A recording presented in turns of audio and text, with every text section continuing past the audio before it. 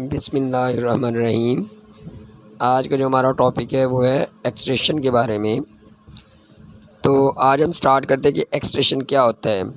अगर इसकी डिफ़ाइन देखी जाए तो ये हमारे पास है, the rate of change of velocity of the body is called extraction.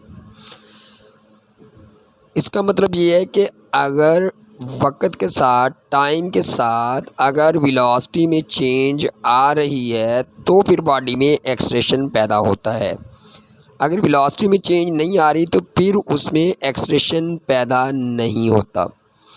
और हमने प्रीवियस टॉपिक में पढ़ा था कि वेलोसिटी में चेंजिंग जो है वो दो तरह से आ सकती है। एक तो मैग्नीट्यूड चेंज होना शुरू हो जाए, दूसरा ये कि डायरेक्शन चेंज होना शुरू हो जाए। तो मतलब ये कि अगर तो स्पीड बढ़ रही है तो फिर भी हमारे पास वेलोसिटी में चेंज आ रही है, और अगर बॉडी सर्कल में घूम रही है और उसकी वजह से उसकी डायरेक्शन चेंज हो रही है तो फिर भी वेलोसिटी में चेंज आ रही है। तो जब वेलोसिटी में चेंज आती है तो उससे हम कहते हैं एक्सट्रेशन। तो इसी को यहाँ पर लिखा हुआ है, the rate of change of velocity of the body is called extraction. तो उसे हम एक्सट्रेशन का नाम देते हैं। अगर बॉडी कांस्टेंट वेलोसिटी के साथ मूव करेगी तो उसमें एक्सट्रेशन पैदा नहीं होता। अब अगर इसके फार्मूले की बात की जाए तो यही फार्मूला कि एक्सट्रेशन क्या है कि change in velocity divided by time. Change in velocity का मतलब ये कि final velocity minus initial velocity over time, कि यानी कि फ़ाइनल जो आखिरी वेलोसिटी का हुई और इनिशियल जब उसने चलना शुरू किया उसका वेलोसिटी क्या थी ओवर टाइम। अगर उसे टाइम पर डिवाइड कर दे तो वो हमारे पास क्या आंसर आएगा। तो अब इसे फार्मूले की शक्ल में अगर देखा जाए तो ये इनके ए एक्सट्रेशन है तो वेक्टर क्वांटिटी, तो इसलिए यहाँ पर हमें एरो लिखना पड़ेगा। वी आई वेलोसिटी ये भी वेक्टर क्वांटिटी है तो यहाँ पर भी एरो। वी आई वेलोसिटी ये वेक्टर क्वांटिटी है तो यहाँ पर भी एरो। तो इसलिए हमारे पास ये है कि हम एक्सट्रेशन वेक्टर क्वांटिटी और वेलोसिटी, तो इसलिए A is equal to V I minus V I over T, ये इसका हमारे पास फार्मूला है। और अगर आप इसके यूनिट की बात करें तो ऐसे यूनिट ऑफ एक्सट्रेशन क्या है, एम एस माइनस टू, यानी कि वेलोसिटी के यूनिट मीटर फी सेकंड होते हैं, टाइम के यूनिट सेकंड होते हैं। तो यहाँ से इसके जो यूनिट है वो एम एस माइनस टू है। और ये एक वेक्टर क्वांटिटी है, वेलोसिटी भी वेक्टर है तो एक्सट्रेशन भी हमारे पास क्या है, एक वेक्टर क्वांटिटी है।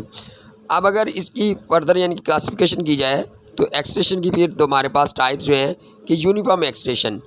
अब अगर वेलोसिटी में चेंज यूनिफॉर्म आ रही है तो हमारे पास एक्सट्रेशन जो होगा वो यूनिफॉर्म होगा। एग्जाम्पल के तौर पर कि अगर बॉडी 1 मिनट में 2 मीटर का फासला तय करती है, नेक्स्ट मिनट में वो फर्दर 2 मीटर का फासला तय करती है, मतलब चार यानी कि किलोमीटर फी सेकंड को होगी उसकी स्पीड होगी। फिर उसके बाद अगर फर्दर हम देखते हैं कि अगले मिनट में वो 6 किलोमीटर फी सेकंड की स्पीड से बॉडी मूव करती है। तो अब हमारे पास ये है कि यानी कि जैसे जैसे टाइम चेंज हो रहा है लेकिन जो वेलोसिटी में चेंज आ रही है वो हमारे पास सेम चेंज आ रही है, तो इसलिए हम उसे कहेंगे कि जो इसमें एक्सट्रेशन पैदा होगा वो यूनिफॉर्म एक्सट्रेशन पैदा होगा।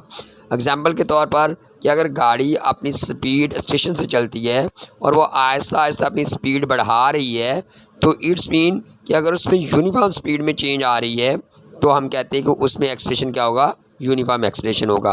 तो अब यहाँ पर भी ये है कि body has uniform extraction if change in the velocity is equal in equal interval of the time, कि अगर वेलोसिटी में सेम टाइम में मतलब 1 सेकंड 2 सेकंड 3 सेकंड और उसमें जो चेंज आ रही है वो भी 2 4 6 8 एक रिदम के साथ आ रही है तो उसे हम कहते हैं कि इसमें इसका जो एक्सट्रेशन है वो क्या है, यूनिफॉर्म एक्सट्रेशन है।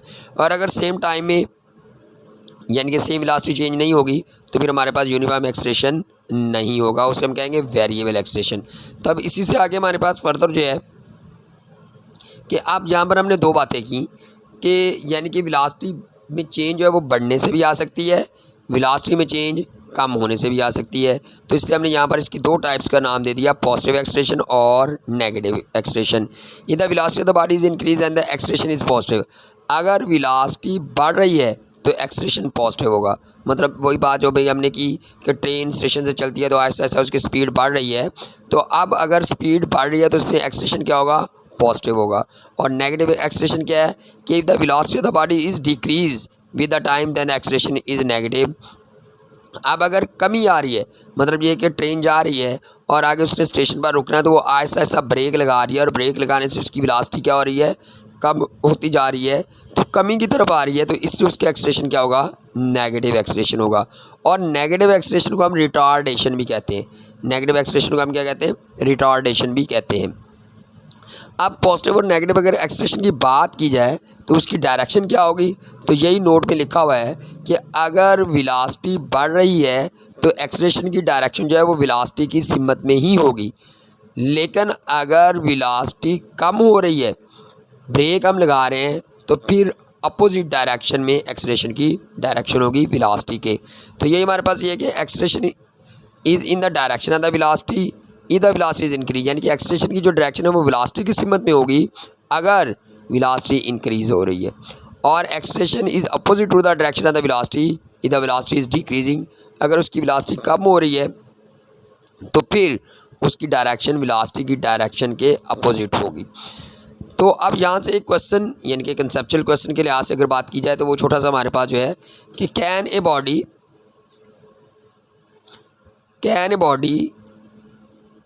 Moving at a constant speed have acceleration, क्या अगर बॉडी की स्पीड कांस्टेंट है तो क्या उसमें एक्सलेशन हो सकता है।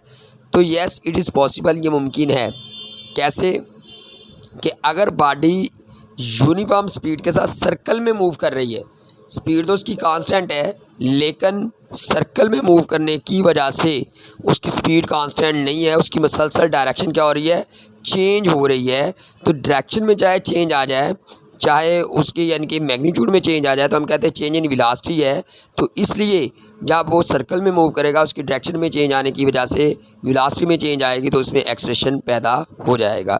तो yes it is possible when body is moving in a circular path, जब बॉडी सर्कुलर पाथ में मूव करती है then speed is constant, speed तो कांस्टेंट है लेकिन but velocity is change continuously due to change the direction, कि velocity में change आती है, क्यों आती है, क्योंकि उसकी डायरेक्शन चेंज हो रही है। सो इट हैज़ एक्सलेशन, तो इसलिए बॉडी में एक्सलेशन पैदा हो जाता है। तो बेटा यहाँ तक उम्मीद है कि आपको कोई बात समझ आ गई होगी। अगर टॉपिक आपको अच्छा लगा हो, समझ आ गई हो, तो इसे शेयर भी कर दें और इसे लाइक भी कर दें।